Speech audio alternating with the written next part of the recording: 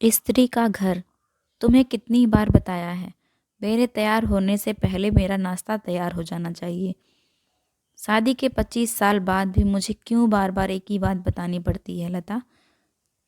तुम्हें क्या है, तुम तो आराम से घर पर रहोगी, मुझे काम पर जाना पड़ता है। तुम हो कि हमेशा बेवकूफ़ों जैसी हरकत करती हो। अगर तुम ये जानबूझकर करती हो तो याद रखना, मुझसे बुरा कोई होगा नहीं। आज भी प्रशांत का पारा चढ़ा हुआ था। इन कटु शब्दों में अपना गुस्सा उतारते हुए, गीला तौलिया कुर्सी पर फेंकते हुए प्रशांत गुस्से से लता की तरफ देखने लगा। लता के लिए प्रशांत का यह बेवजह का गुस्सा कोई नई बात नहीं थी। वह महीने में 3-4 बार ऐसे ही लता पर बरस पड़ता था। पहले पहले लता उसका विरोध किया करती थी, लेकिन जब कई सालों तक प्रशांत में कोई बदलाव नहीं दिखा तो लता ने खुद को ही बदल दिया। अब प्रशांत के कुछ भी कहने से लता को कोई फर्क नहीं पड़ता था। प्रशांत की हर बात वो चुपचाप सिर नीचे झुकाए सुन लेती थी। शादी के पहले 5 साल तक लता ने पूरी कोशिश की थी कि प्रशांत को बदला जाए, लेकिन फालतू का गुस्सा करना और बाद में लता को भला बुरा कहना, यह मानो जैसे उसकी आदत बन गई थी। कोई भी वाद विवाद होता तो प्रशांत सीधा लता को बोल देता, अगर मैं तुम्हें अच्छा नहीं लगता तो क्यों नहीं चली जाती अपने मायके, क्यों रहती हो मेरे साथ? इतना सब कुछ होने के बावजूद लता प्रशांत के साथ रहती थी, क्योंकि उसे अपनी बेटी की फिक्र थी। और वह जाती भी तो कहाँ, अपने बूढ़े हो चुके माँ बाप को इस उम्र में परेशान करना वह नहीं चाहती थी। समाज और लोग क्या कहेंगे, यह भी तो उसे देखना था। वह इतनी पढ़ी लिखी भी नहीं थी कि खुद जाकर कोई नौकरी कर सके और अपना और अपनी बेटी का पालन पोषण कर सके। लता को अब अपनी फिक्र नहीं थी। उसको फिक्र थी तो बस अपनी शादी लायक हो रही बेटी की। लता नहीं चाहती थी कि पति पत्नी के झगड़े की वजह से काव्या डिस्टर्ब हो।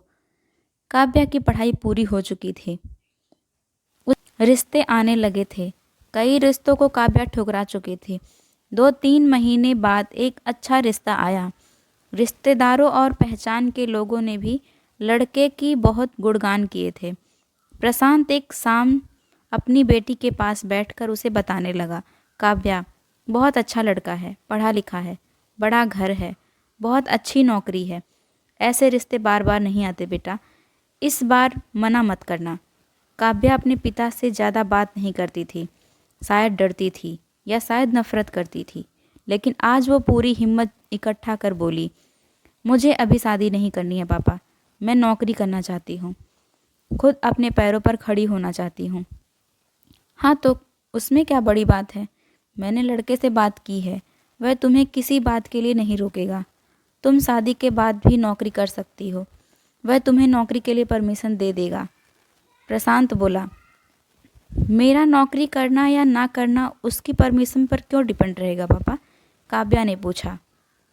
मैं कह रहा हूँ ना, तुम्हें किसी भी चीज़ की कमी नहीं होगी वहाँ। ऐसे रिश्ते बार बार नहीं आते, इसे ठुकराना मत। बहुत खुश रहोगी तुम वहाँ। प्रशांत बोला, पापा क्या मैं उतनी ही खुश रहूँगी जितनी मम्मी इस घर में खुश हैं? काव्या ने तंज कसते हुए कहा, आज तुम्हारी जबान कुछ ज़्यादा नहीं चल रही है? प्रशांत गुस्से से आंखें बड़ी करते हुए बोला, पापा मुझे शादी ही नहीं करनी है, क्योंकि शादी के बाद अगर वह लड़का आपके जैसा निकला तो मैं क्या करूँगी? मुझे आपके जैसा जीवन साथी नहीं चाहिए, जो बिना बात के मुझ पर हमेशा चिल्लाए। मुझे कुछ भी अपनी पसंद का लेना हो तो 10 बार सोचना पड़े, कहीं वह नाराज़ ना हो जाए। मेरी तबीयत कैसी भी हो उसे परवाह ना हो। रोटी थोड़ी मोटी बन जाए तो घर सर पर उठा ले, उसकी चेक बुक ना मिले तो भी मेरा ही दोस्त निकाले, और हर छोटी मोटी बात पर मुझे मायके जाने के लिए कहे। काव्या ने अपना दिल खाली करते हुए पापा से सब कह दिया। प्रशांत का गुस्सा 7वें आसमान पर था, लेकिन उसके मुंह से एक भी शब्द नहीं फूट रहा था। वो काव्या की बातें सुन रहा था। काव्या उतना ही बोलकर चुप नहीं हुई। आज पहली बार वह अपने पापा के सामने इतना कुछ बोल पा रही थी।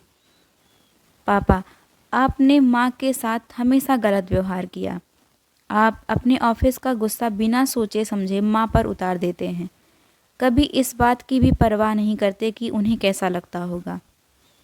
आपकी बातें सुन सुन कर माँ ने अपना स्वाभिमान खो दिया। प्रशांत आज पहली बार अपने किए वर्ताव को महसूस कर पा रहा था। वो इतना ही बोल पाया, जो तुम्हारा मन है वो करो, मैं तो इतना ही बुरा हूँ ना। काव्या ने प्रशांत का हाथ पकड़ा और बोली, पापा मुझे सिर्फ एक सवाल का जवाब दे दो, क्या आप चाहोगे कि मेरा पति आपके जैसा हो?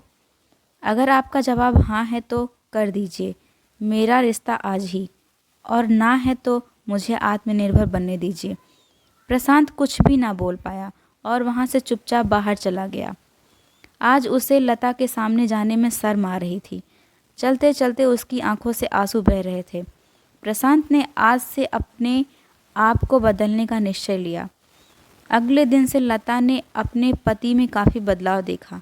वह सोचने लगी कि जो हिम्मत काव्या ने दिखाई, वह हिम्मत अगर मैं पहले दिखा देती तो शायद आज परिस्थिति कुछ और होती।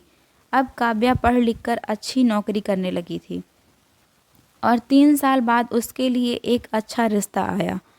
और उसकी विदाई पर प्रशांत बोला, बेटा तू हमेशा खुश रहेगी क्योंकि तेरा पति तेरे बाप जैसा नहीं है।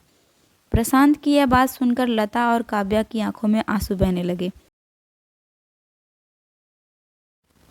दोस्तों, हमारे समाज में औरतों को बचपन से ही यही बताया जाता है कि वह पराया धन है।